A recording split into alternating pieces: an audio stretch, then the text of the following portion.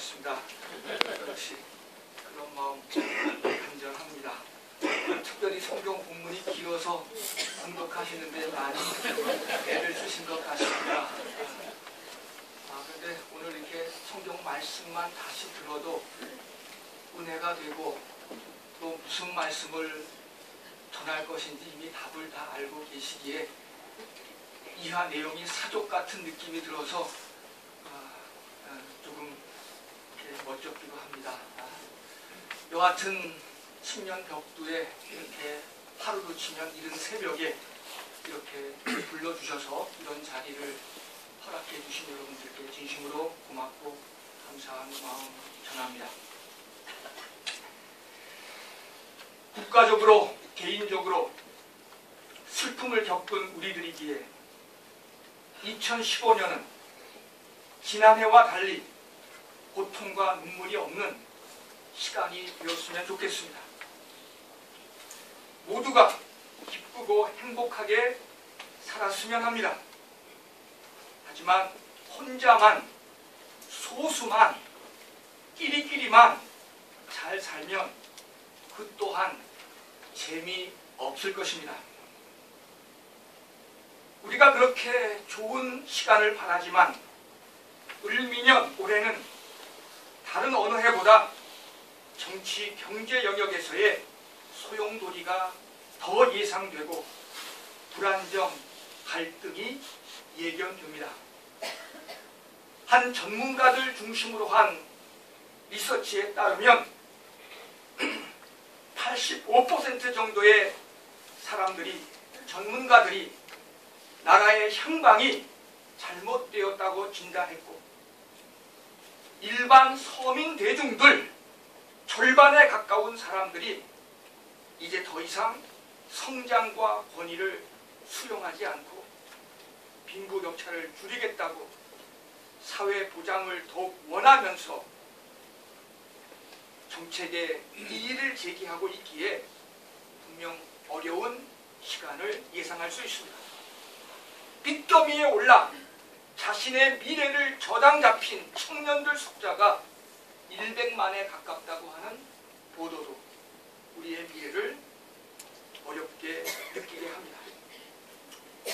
이런 어려운 상황에서 우리의 종교들 역시 자폐증에 걸려 세상과 단절되어 있고 영적 치매에 걸려 예수를 잊고 있으니 우리의 걱정은 더할 수밖에 없습니다.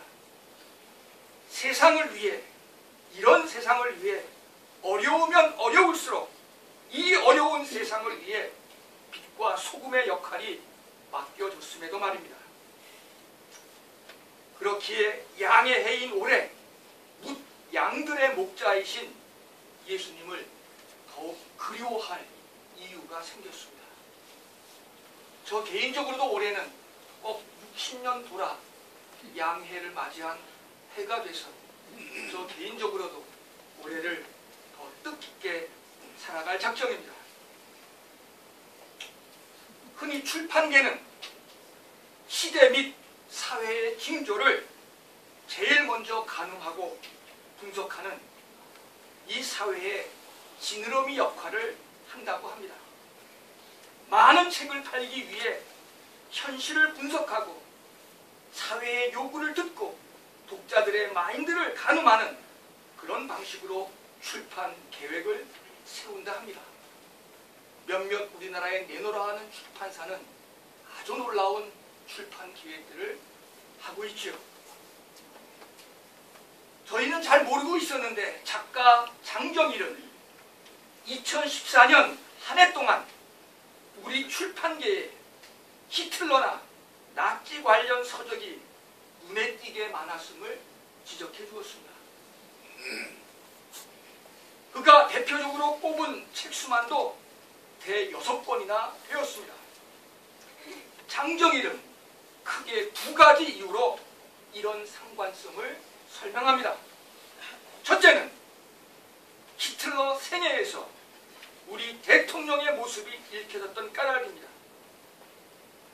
광복 70년 후 새로운 70년을 말하며 민족의 비상이란 원대한 포부를 갖고 있었지만 정작 그는 너무도 많은 것을 결핍한 존재였습니다. 한 인간으로서 경험해야 할 직업, 우정, 사랑, 결혼, 부모 노릇 등 바닥짐을, 그 처절한 바닥의 짐을 한 번도 져본 존재들이 아니란 것입니다. 그렇게 이들은 백성들의 아픔에 눈물을 흘릴 수가 없었답니다. 둘째는 정작 히틀러를 추종하는 나치 세력은 당시 극소수였으나 자신들 실리를 찾아 대세를 따라 자기 검열에 익숙한 평범한 사람들, 소위 평범한 나치들의 삶이 오늘 우리들의 자아상을 빼닮았다는 것이죠.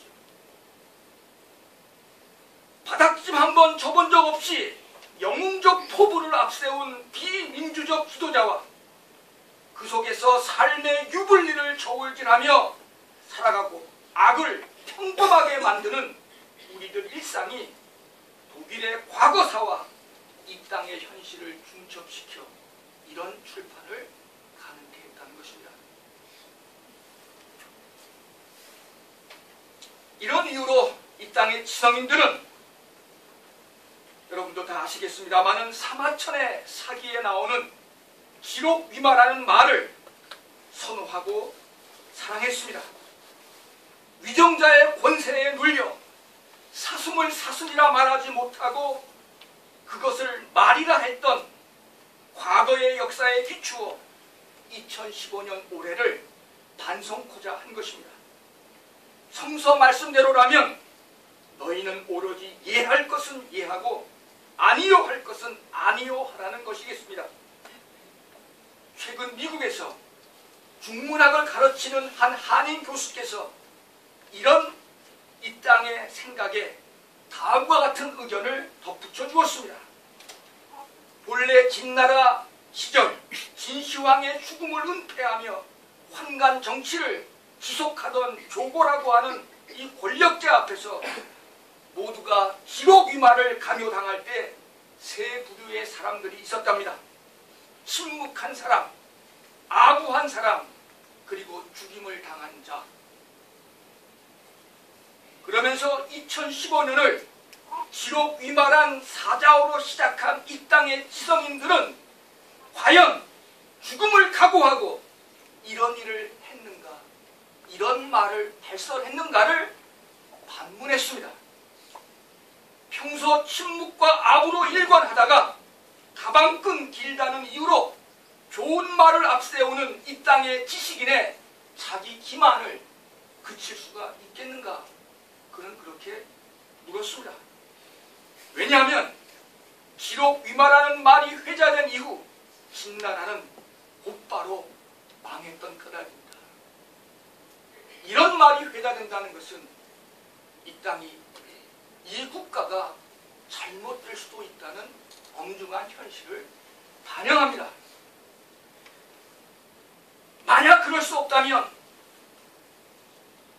죽을 각오로 이런 말을 할 수 없다면 차라리 그 말 대신에 단장지통이라는 말로 새해를 열었으면 더 좋지 않았겠는가 물었습니다. 단장지통, 새끼를 빼앗긴 원숭이의 창자가 한치 간격으로 조목조목 끊어지는 아픔을 말하는 것입니다. 세월호 부모들을 연상시키지요. 세월호 특별법이 논의, 제정되는 올해 이 땅의 무책임한 위정자들, 입만 열면 학식을 자랑하는 지식인들이 그런 자신들의 습속을 끊고 단장지통의 마음으로 백성들과 소통하라는 것입니다. 그러고 보니 지난 연말 정치가도 아니요 학자들도 아닌 정작 이 땅의 연기자들이 우리에게 단장지통의 마음을 여실히 보여주었습니다. 보셨겠지요? 연기 시상식 자리에서 최민수는 슬픔이 너무 큰 사람들이 있었기에 염치 없어 수상을 거부한다 했지요. 이미 불편의 상징이 된 노랑 리봉을 옷깃에 달고 나온 한 철부지 신인상 수상자도 있었습니다. 앞으로 자기의 앞날이 어찌 될지도 모르고 신인상 그 자리에 그는 노랑 리봉을 달고 나갔습니다. 새해 첫날 거리의 사람들의 유족들을, 거리의 사람들의 가족들을 찾았던 이효리의 이야기도 우리의 가슴을 따뜻하게 했습니다. 저 역시 새해 첫날 광화문 광장에서 민우 아빠를 만났는데 이 민우 아빠는 이런 이야기를 하더군요. 이들의 이야기로 인해서, 이들의 모습으로 인해서 새해를 맞이할 용기가 생겼다고.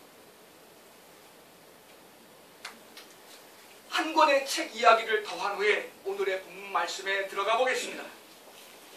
엄기호의 저서 단속사회란 책입니다.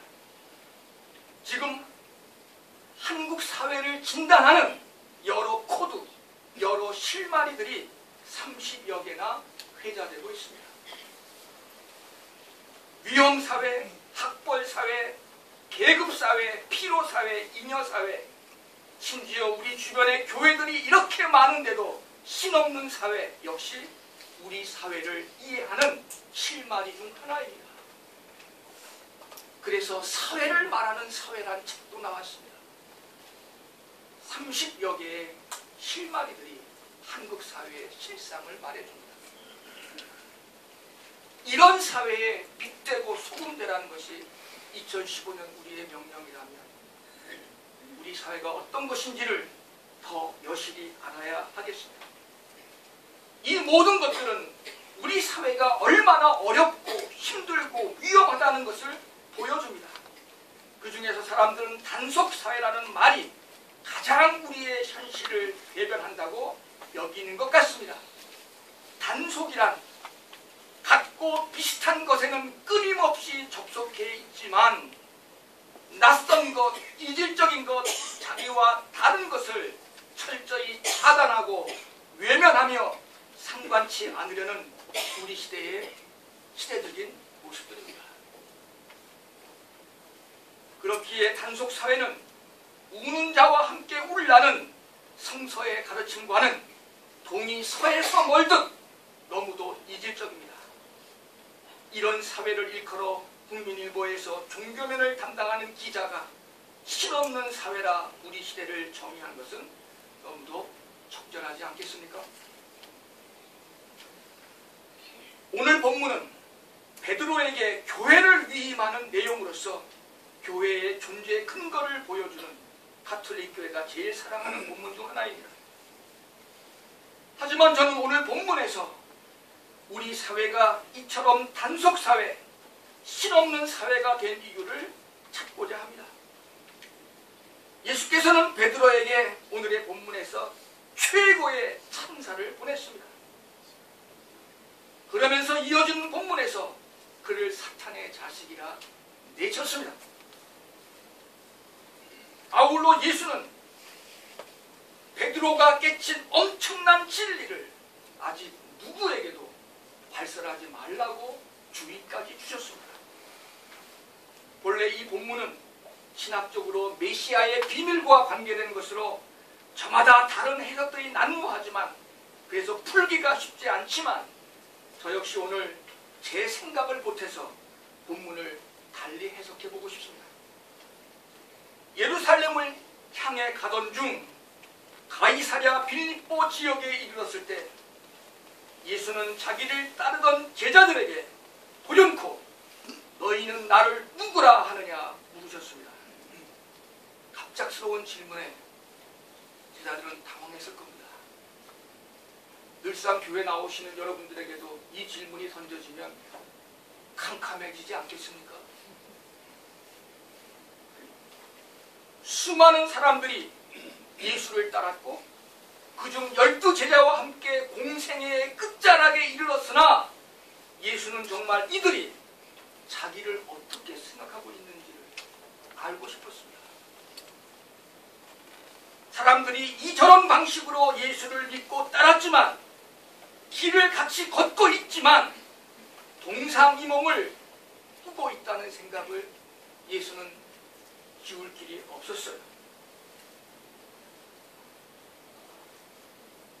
그래서 일반 대중들이 아닌 제자들의 생각을 정확히 듣고자 하였습니다.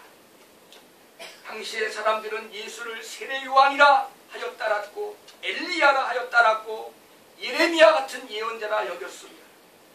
그러나 오늘 베드로는 이와는 전혀 다른 차원의 답변을 예수께 내놓았습니다.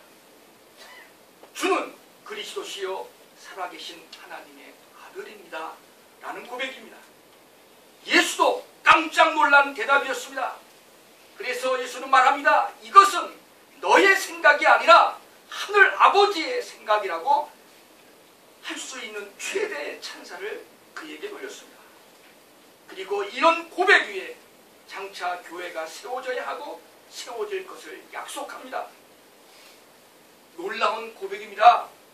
늘상 경험하며 같이 살던 사람, 눈물 흘리며 애통해하던 사람, 같이 먹고 자던 사람, 화를 내고 분노를 사귀지 못한 눈앞의 존재를 하나님의 아들, 나아가 그리스도라고 고백하는 것은, 주님이라고 믿는 것은 누구도 감히 할 수 없는 놀라운 사건이자 큰 깨침이었습니다.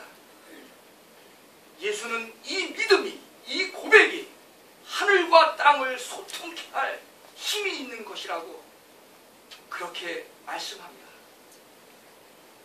이런 고백과 깨침이 우리들에게 있다면 우리도 교회일 것이고, 다른 교회가 아니라 우리 자신이 하나님의 성전일 것이고, 우리 자신이 하늘과 땅을 소통시킬 수 있는 힘이 있을 것입니다.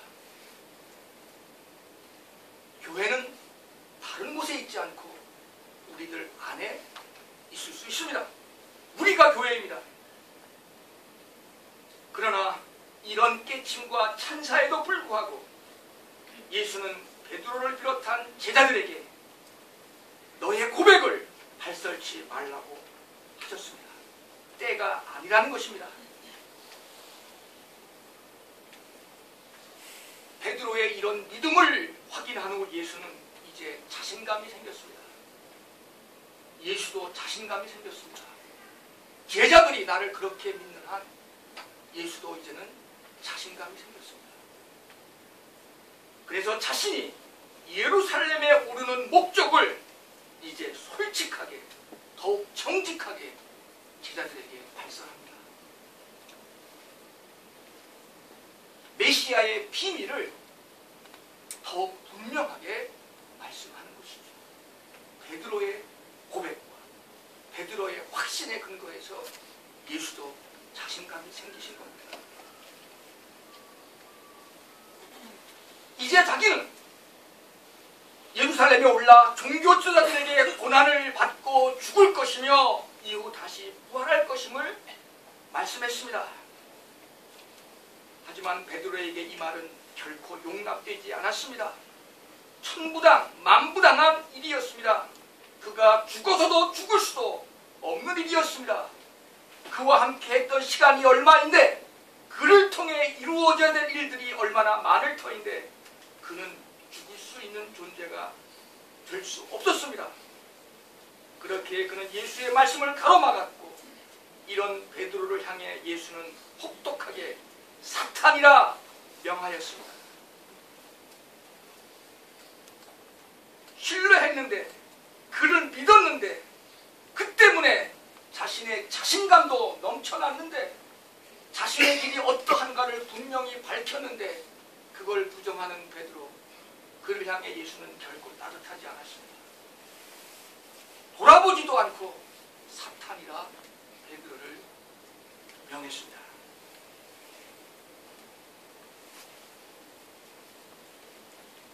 앞서 말한 예수의 찬사가 단숨에 무력해졌습니다. 이 말의 의미가 무엇일까요? 저는 이렇게 생각해 봅니다. 베드로의 입에서 지록 위만은 발설되었으나 그 마음속에는 단장지통이 없었던 것입니다. 지록 위마, 머리는 있는데 단장 기통, 가슴이 없는 종교적인 깨침과 고백은 쉽게 타락하고 쉽게 배반하는 법입니다. 결국 베드로의 고백은 사람의 생각이었을 뿐 하늘의 가르침이 아닌 것으로 판명났습니다. 머리로는 이해되었으나 몸으로 깨쳐 알지 못한 것이었어요. 고백은 있었으나 교리는 있었으나 행위가 없고 영성을 잃었습니다. 그렇기에 그는 예수의 처형 현장을 누구보다 먼저 도망치듯 떠났고 자신을 알아본 소녀 앞에서 자기가 고백했던 예수를 모른다 부정했던 사람이었습니다. 예수께서 베드로의 고백을 잠시 멈추게 했던 이유도 바로 여기에 있었지 않았을까요? 예수는 베드로의 종교 체험에 대해, 베드로의 교리에 대해, 베드로의 머리에 대해 철저하게 절망했고, 절망하면 절망할수록 이제 남은 제자들에게 자신의 길, 자신의 십자가를 더욱 철저하게 가르쳤습니다. 그는 우리에게 자신의 남은 고난을 채우라 했고, 자신의 길을 걷다가 자신처럼 되라고 말했고, 길을 걷다가 스스로 길이 될 것을 주문하셨습니다. 자기 십자가를 지라는 말씀이 바로 오늘 이어진 본문에서 수차례 강조됩니다. 내 십자가를 지고 나를 따르라. 내 십자가를 지고 나를 따르라. 자기를 잃는 사람만이, 단장 기통을 할 수 있는 존재만이 세상을 얻고 세상을 구할 수 있다는 말씀입니다. 만일 우리에게 두 번째 본문인 요한서의 증언이 없었다면 우리는 베드로라고 하는 이름을 기억할 이유도 없었겠죠. 부활한 예수와의 만난 자리에서 베드로는 다시금 혹독한 경험을 합니다. 예수께서 집요하게 베드로를 향해 3번씩이나 묻혔습니다. 너는 나를 누구라 하느냐가 아니라 이제는 너는 나를 사랑하는가? 질문의 방향이 바뀝니다. 가이사랴 빌립보에처럼 자신을 누구라 생각하느냐가 아니라 나를 사랑하느냐고 부활하신 주님이 베드로를 탁당합니다. 이 물음 속에서 베드로는 비로소 이전에 자기의 고백을 머리가 아니라 몸으로 감당합니다. 쥐로 귀마를 말했던 자신의 종교적 우월성, 지적 우월성, 이것 대신에 단장 지통이라고 하는 십자가의 길을 가겠노라고 다짐했습니다. 주님의 교회가 세워질 반석, 베드로라는 이름을 하늘과 땅이 소통하는 공간으로 만들겠다는 다짐을 비로소 이 자리에서 했습니다.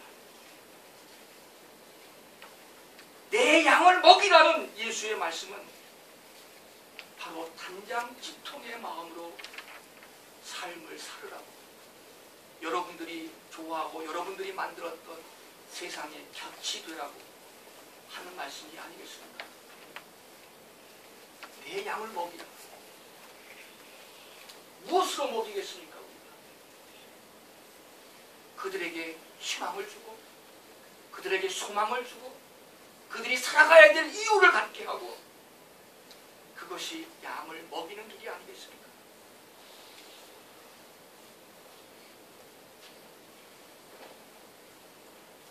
이런 깨침이 베드로의 온몸을 통해 자각되었습니다. 그래서 십자가 없는 부활도 문제이지만 부활 없이, 부활 신앙 없이 십자가를 감당할 수도 없는 노릇입니다. 하지만 이런 부활 신앙은 결코 영과 육을 나누지 않습니다. 지금 70m 망루에서 절규하는 이의 고통 속에서 우리는 신을 경험하고 초월을 느껴야 합니다. 그래서 우리의 부활 신앙은 철학자 베냐민이 말했듯 유물론적인 신앙일 수밖에 없습니다. 순수 영적인 신앙은 기독교와 맞지 않습니다. 우리의 신앙은 유물론적 신앙입니다. 구체적인 육체 속에서, 구체적인 삶의 현장에서 초월을, 하나님을 느끼고 만나야 될 종교입니다. 세상 속 고통받는 이들의 무절규 속에서 하나님의 성령의 탄식을 듣고 그 고통과 하나 되는 경험, 그것이 바로 우리 시대의 성령 체험입니다. 그것이 바로 주님을 사랑하는 길입니다. 그것이 바로 내 양을 먹이라고 하는 예수님의 부름이십니다.